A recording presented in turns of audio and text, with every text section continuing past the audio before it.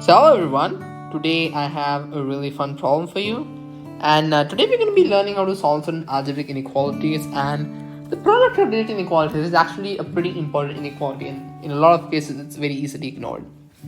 Let's get started. This is problem number 5 from the ISI entrance exam in 2017. So we're back with the Indian Statistical Institute, and in this video we're going to learn how to solve certain algebraic inequalities. We're also going to look at the proof of the product of digit inequality, which was exactly what was asked in the exam. We're going to look at certain book suggestions for the ISI CMI, and then we have a similar but challenging problem. This video is sponsored by Chinta.com. Since 2010, Chinta has trained thousands of students from all around the world in mathematical Olympiads, physics Olympiads, computer science and informatics Olympiads, ISI CMI entrances, and research projects for school and college students.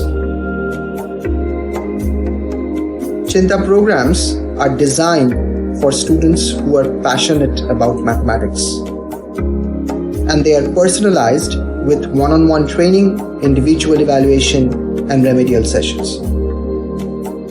Cool, so let's start.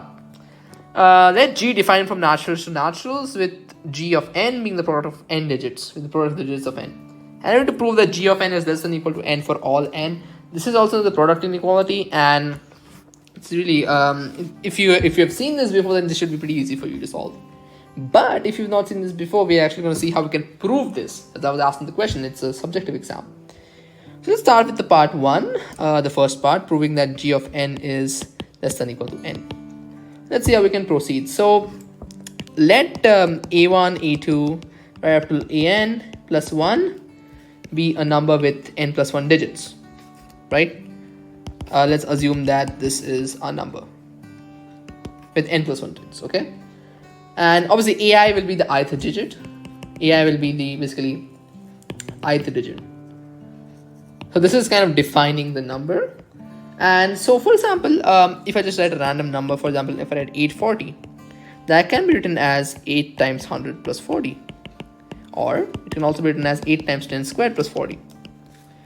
If that makes sense, right? So any number n can be written as a1, first digit, times 10 raised to the power n plus certain value of k, right? Any number can be written as like this. Any number n can be written like this. So this is how we would find out the number n.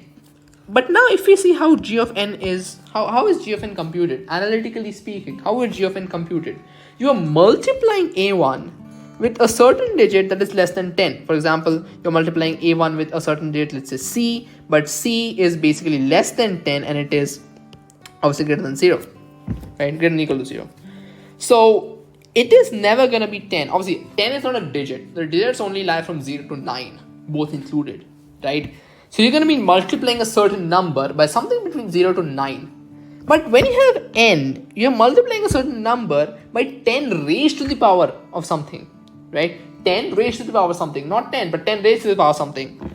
So it's pretty clear, analytically speaking, that g of n has to be always less than n, right? This is kind of the idea over here. This is obviously a more analytical proof that g of n has to be multiplied by some value. The first digit a1 has to be multiplied by a certain value that is not greater than 10. It's actually less than 10. For example, 9, 8, 7, 1, 2, whatever, that's obviously going to be less than 10. And if you multiply that with a quantity less than 10, it's obviously going to be less than the quantity that is multiplied by 10 raised to the power n, right? So therefore g of n has to be less than n.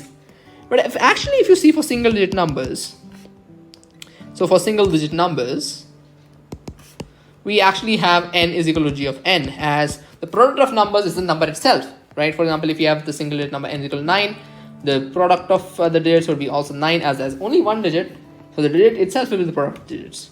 So you can actually see that this inequality also has an equality sign. So g of n is actually less than or equal to n, and the equality occurs when n is a single digit number, right? If I can just write that, this is pretty important. Equality occurs when n is a single digit number, right? Okay, perfect. Okay, then let's move on to part B of the problem. And in part B of the problem, we needed to solve an inequality, I believe. And What was it? Let me just see. It is g of n is n square minus 12 plus 36. Okay, perfect. So g of n is n square minus 12 plus 36. Now we just saw that gn is less than or equal to n. So n square minus 12 plus 36 is less than or equal to n. In other words, n square minus 13n plus 36 is less than or equal to 0. And if I can just factor this, that would give me n minus 9 into n minus 4 is less than or equal to 0. We're really using the wavy curve method. If you studied that, this would be a positive interval, negative interval, positive interval. So therefore, n belongs to 4 to 9. Right? So we have this find all n belongs to natural numbers for which g of n is equal to this quantity. And we can see that all the values that satisfy this interval actually satisfy the question as well. You can just plug in and see to confirm your answers. You need to check for n is equal to 4, 5, 6, 7, 8, and 9. And if they satisfy, g of n is equal to n square minus 12 plus 36. That is perfect. And then plot their normal solution. This was a really cool problem from the Indian Statistical Institute. Again, a very common inequality, I would say, but an inequality that you may forget in the exam. The product of this is always less than or equal to the number itself. So keep this in mind. The proof was asked in this exam, and in the second part, we really only had to solve an inequality. Now we have certain book sessions for the ISI CMI. We have Challenges and Theories of Pre-College Mathematics. We have Mathematical Circles, the Russian Experience. We have an Excursion Mathematics. We have a Test of Mathematics at the 10 plus 2 level. And we have Elementary Number Theory by David Burton. Okay, so we have a simple but challenging problem. So we need to find all 4-digit numbers, keep in mind, such that the sum of digits is equal to the product of digits. If I just represent the sum of digits as s of n is equal to the product of digits, g of n. I'll use the same notation that was in the problem. You need to find all 4-digit numbers that satisfy this. And I'll not say a lot about this because I really wanted to try it by myself.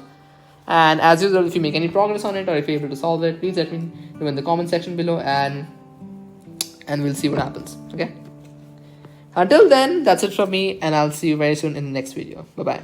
The reason Chinta students are successful over the last 10 years because they are taught by mathematicians and real Olympiads from leading universities in India, United States, and Europe. Some of our students come back to teach at Chinta from Oxford, Cambridge, Harvard, MIT, UCLA, ISI, CMI, IITs, TIFR, and IISc. For more information, visit chinta.com.